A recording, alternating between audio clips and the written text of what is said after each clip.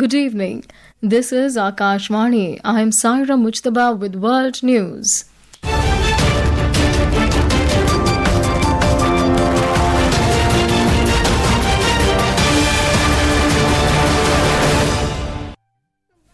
The headlines. United States of America to halt collections of tariffs from tomorrow following Supreme Court's verdict. India's ambassador to Israel says Prime Minister Narendra Modi's upcoming visit will be historic. Talks will focus on innovation, science and technology, and AI. Indian embassy in Tehran urges its nationals to leave the country amid growing US-Iran tension. Jetten takes oath as Prime Minister of Netherlands. And in ICC T20 Cricket World Cup, West Indies set a target of 255 runs against Zimbabwe in Mumbai.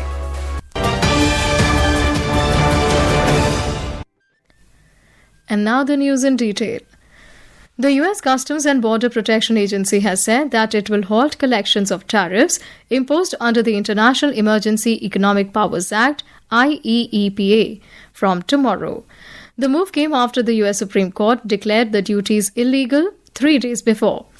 The agency said in a message to shippers on its cargo systems messaging service that it will deactivate all tariff codes associated with President Trump's prior IEEPA-related orders from tomorrow. The IEEPA tariff collection halt coincides with Trump's imposition of a new 15% global tariff under a different legal authority to replace the ones struck down by the Supreme Court on Friday. Europe has warned that trade deals struck with the US could now be at risk after President Trump unveiled a new global 15% tariff on all imports. Mr. Trump's move came after the US Supreme Court on Friday struck down his global tariffs policy that had upset the long-standing global trading order. Officials in Europe and London said Trump's new tariff policy could upend trade deals signed with the US last year. Ambassador of India to Israel, J.P. Singh, has said that Prime Minister Modi's visit to Israel will be a historic one.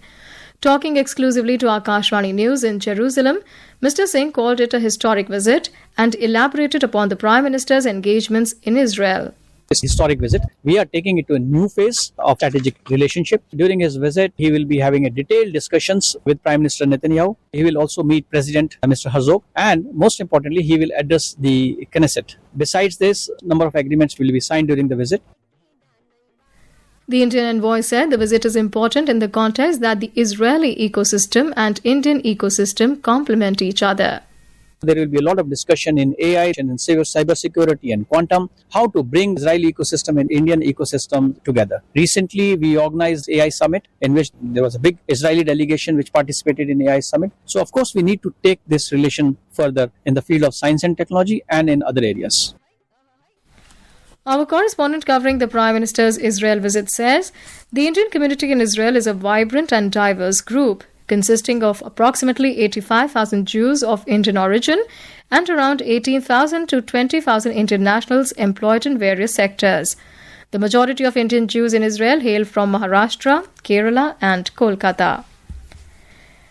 Israel's ambassador to India, Reuven Azar, today said that Israel is excited to welcome Prime Minister Narendra Modi this week, noting that the two nations will move forward decisively during his visit. In a social media post, he said that when India and Israel come together, it's never just a meeting, but a partnership built on trust, guided by a clear understanding of the challenges and powered by innovation. Highlighting that both the countries are moving forward to sign a free trade agreement or FTA, the Israeli ambassador stated that India and Israel will deepen defense partnership by updating security agreements during Prime Minister Modi's visit. The Indian embassy in Tehran has urged Indian nationals in Iran to leave the country by available means of transport, including commercial flights. The embassy has reiterated its advisory issued on 14th of January this year, saying all Indian citizens and persons of Indian origin should exercise due caution, avoid areas of protest or demonstrations, stay in contact with the Indian embassy in Iran, and monitor local media for any developments.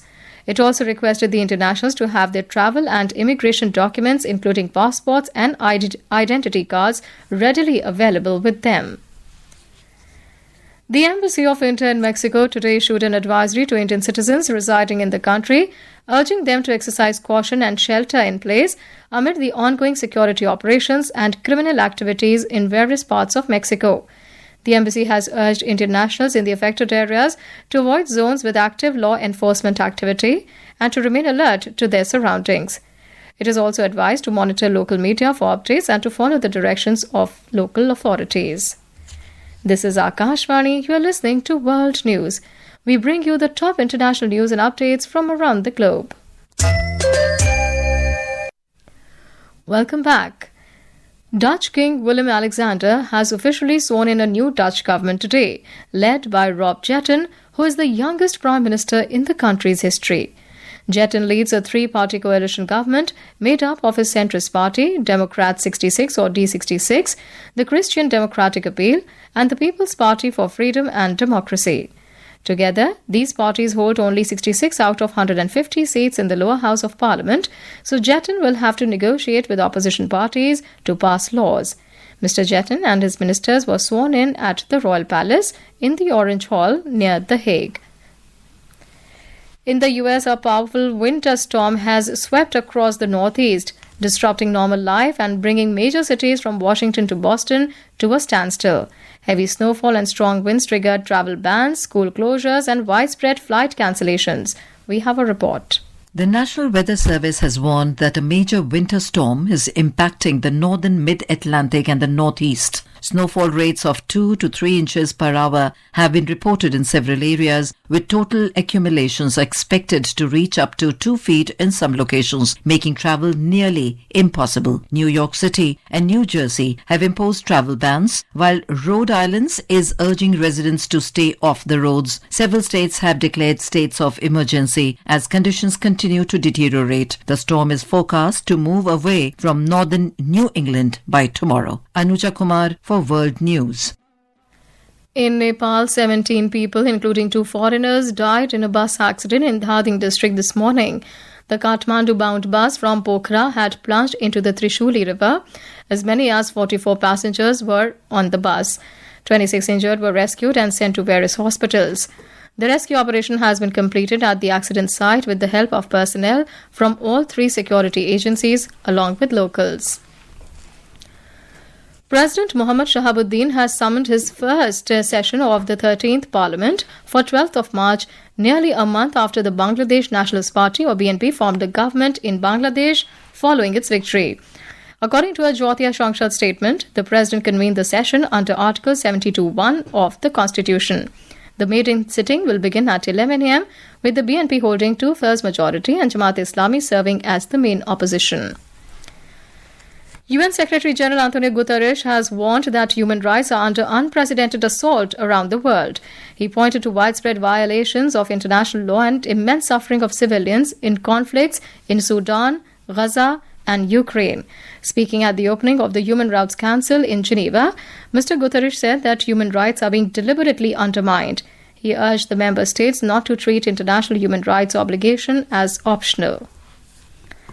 In ICC Men's T20 Cricket World Cup, West Indies set a target of 255 runs against Zimbabwe in the Super 8 Group 1 clash at the Wankhede Stadium in Mumbai. In reply, Zimbabwe were 103 for 9 in 14.3 overs when reports last came in. Put in to bat, West Indies scored 254 runs for the loss of 6 wickets in the stipulated 20 overs. And now, before we close, here are the highlights of the bulletin. United States of America to halt collections of tariffs from tomorrow following Supreme Court's verdict. India's ambassador to Israel says Prime Minister Narendra Modi's upcoming visit will be historic. Talks will focus on innovation, science and technology, and artificial intelligence. Indian embassy in Tehran urges its nationals to leave the country amid growing US-Iran tension.